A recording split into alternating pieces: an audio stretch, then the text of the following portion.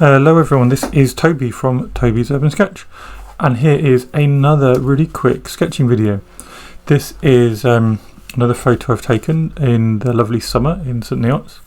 I really enjoyed these shadows coming across. Of course, we're going to do this as a little timed test because doesn't stress make everything more fun? Not really, because just it pushes you to try new things. It's different, it's fun, it's an interesting way of working. Apologies if you can hear the neighbours mowing the lawn in the background. It is definitely far too hot for me to close the window today. Without further ado though, let's get started. So I'm just going to use, at least to start with, my 0.3mm uni pen and my normal set of watercolours. I'm going to approach this, as I said, 10-minute challenge. Let's see what we can do in 10 minutes. I'm going to go and start in the middle, which is what I often like doing, and I'm going to do this with sort of elements of continuous line drawing, but I'm not going to slavishly work to those rules today, although sometimes it's nice to put those limitations on. I'm just going to do a really loose, hopefully quite light sketch that you always sort of have your own preconceived ideas about what you'll do, and sometimes your pen, hand, whatever it is, brain takes you in some other direction you weren't necessarily planning on going, but that's fine. So let's bring this across. You see we're just building up these big shapes. There's a nice bit of perspective going on here, and I'm just going to try and leave myself a nice space here for the car and bring down these vertical lines at the same time as getting in this idea of the perspective. We've also got some challenging features like steps. Now, steps I find easiest, most effective if you start by just suggesting them. So I think already these sort of sets of horizontal lines, perpendicular lines, sorry, look like they're steps. And if we try too hard to finish them off, often we just get it a bit wrong, and it's obvious it's wrong. Whereas if we leave them as these suggestions, the eye just decides, it fills in the gaps themselves. So don't judge your own work harder than you would judge someone else's. I think that's the rules here. If someone else had done this, I'm sure I would say, yeah, oh, look, that's a really clever way of doing steps. Anyway, now I'm going to work on some of the interesting details. We've got this light framework in of our buildings, and we need to get, I think for me at least, a little more idea of the perspective, the size of what's going on here. Always aware, of course, of the limited time, so the need to either simplify or very much pick and choose what details we're working on. There are some lovely features on there. There's this arch of a door, so whenever I walk into town, this is the way I go, because these buildings are just fascinating. Love to know A, how much they cost, and B, who lives in them. And there we go, just building up some of these features. I'm less interested in these windows and doors going back, so we'll leave them. And what I love about this is the black and white sort of shapes going on, and perhaps that's best done with the pen. So why don't I just start getting those shapes in, and I'm going to cut that door off like it is with a firm black line here, because this house is slightly behind this one. I also love this little sign, so what I might do is just make it a bigger sign so that I can really capture it, and we're allowed to do that. Be quite hard to capture it the right size, so let's just make it bigger so that we can really get this feature that we like in this painting or this sketch. And then just get these little windows suggested as well, and we're going to have to start just rationing our details a little bit as we get out this way. So I'm trying to stick with the correct perspective as well, so things are getting bigger and bigger, both getting wider as they get closer but also getting taller. And then there's this sort of line which runs through the middle of the house. And perhaps we can just really quickly nab some bricks, and I've got these ideas of greenery in here. Let's get those here as well. And then there's this really big pavement which again just heads off towards this car. So let's tackle the car. I've got a video coming up on really simple ways to capture cars, and essentially, like everything else, it's all about shapes. So just capture those shapes and don't worry, like this is definitely not going to be a perfect car portrait, but if you're urban sketching, you're not really worried about drawing a car portrait. You're trying to get the concept of a car in this space, and for me there is now a concept of a car in this space, and it's approximately the right size. It's possibly a little bit small, but it's approximately the right size, and it tells the story that I want it to tell, and that's all you need to achieve. And to do that, you only need some basic shapes to capture your car.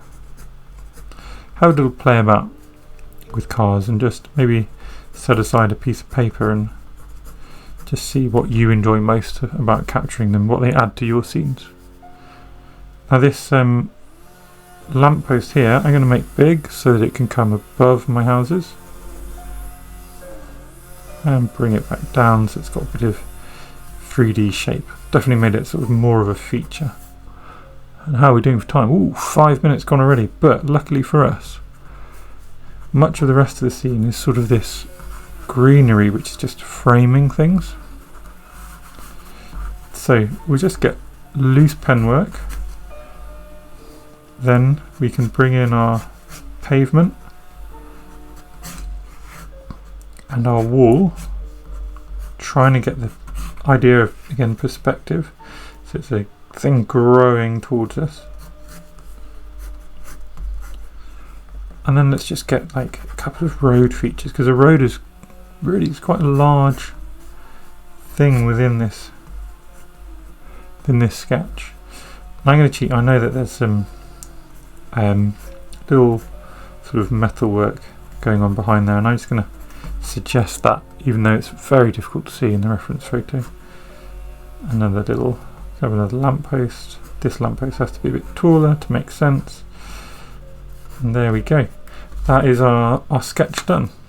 So let's move on quickly to our colours. So we've got a few minutes. I'm going to start with this greenery because it's big and a bit empty at the moment. Going to mix just a yellow and blue, so that's cobalt yellow and Hansa yellow and cobalt blue. And let's just do a sort of more of a watercolour technique for these trees. So just some random flecks almost, trying to get these tree-like shapes, using very vibrant colours here. And then deepen it with a little bit of brown. In this case I'm using quinacridone sienna, and that can start to get just the idea of multiple tones in our bit of greenery. And we can use this same tone just in the back here, perhaps a little more yellow, and that can sort of sneak under. You can also come in here to these bits of greenery. Now, a nice thing to do might be just to add a little bit more texture into here. We can do that just by dropping in tones and even dropping in some blues, just to, this is a fun urban sketch. It's not got to be totally accurate, so let's just let those blues work a bit of magic. Going to use the same blue, this cobalt blue again, to impart some kind of sky.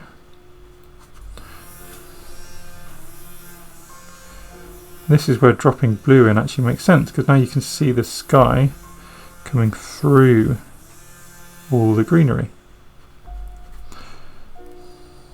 And let's just make a little bit of effort to join things up now. So these have had a chance to dry, which means if we go in with a soft, clean brush, we can start creating textures, and we're not going to just blend everything together. So can you see how it's leaving little lines and creating interesting effects? If we'd gone in earlier, we'd have just blended all this colour. And I'm quite enjoying this green and blue look, so what I might do is just use these blues in these windows. And as we get towards the green, the windows can become green because they'll be reflecting those greens. And then as we get back here, we'll go back to a bit more blue. Maybe we'll just be a bit neat around the houses, and the houses are becoming sort of negative space. We can then combine our blue and brown to try and get a sort of neutral colour, and that can be this lovely shadow, and it can come up into some of these other places as well, just to create that shadow from the arch, the shadow in the doorway. Remember our steps, we can just bring a little bit of shadow across them, and suddenly it's another effective way of getting the idea of shape, of suggestion of what's going on. And I think we need a little bit of something going on in the road as well, so let's just almost dry brush, just a bit of texture. And we could do a little bit of the same in some of these houses. And oh, I wonder if I've gone over there. I'm a terrible cheat. I am a terrible cheat. Well, there you go. There is my 10-minute sketch done anyway. So it did end up being lots of greens and blues.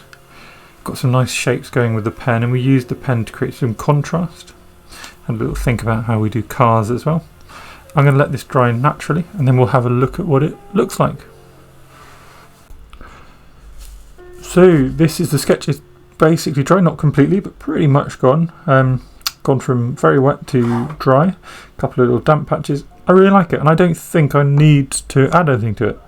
However, what I would like to do is just show you the sort of power of a bold line, and that the reason this is a really good opportunity to do that is because we've left all this negative space. So I'm going to use a medium nibbed Lamy Safari with some black ink in it, and let's just go for it and see what happens. You'll see how much these houses just lift from the page when they get a sort of dark graphic line. And it becomes very, I guess, illustrative is the word.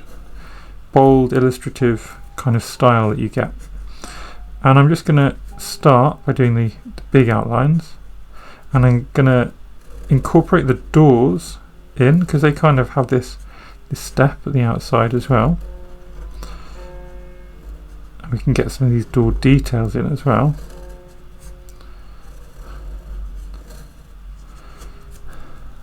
But I'm going to go over this greenery.